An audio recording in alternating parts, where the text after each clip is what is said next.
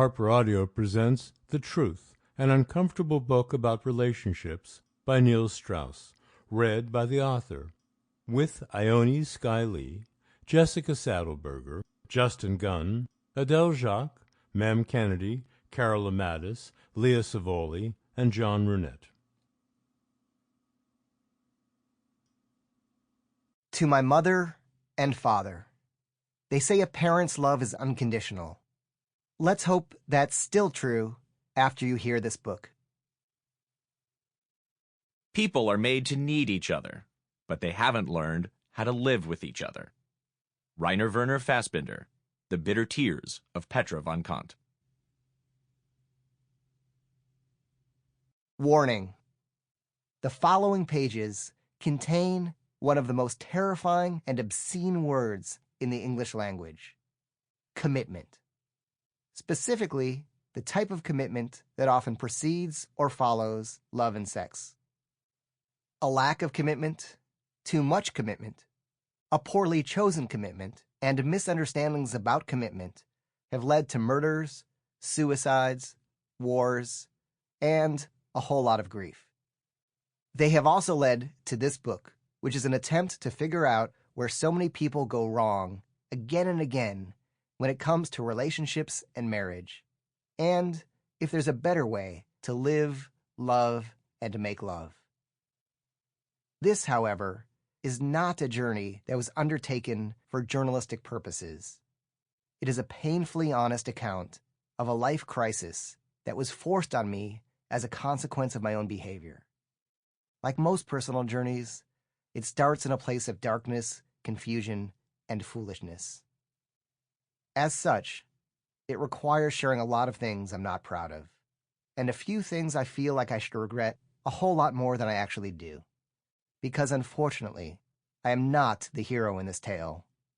I am the villain. Warning for Ingrid only. Do not listen for another second.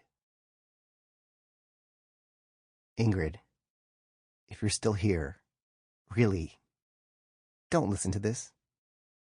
Don't you have email to check or something? Or have you seen the video with that cat who's doing a human-like thing? It's hilarious. Maybe you should watch it. This book isn't very good anyway. I've written others that are much better. Go read one of those. Seriously, stop listening now. This is your last chance. Prologue. The hand you are dealt, face down. Every family has a skeleton in the closet. You may know your family's skeleton. You may even be that skeleton. Or you may think that your family is different, that it's the exception, that you're one of the lucky ones with a perfect set of parents and no dark family secrets. If so, then you just haven't opened the right closet door yet.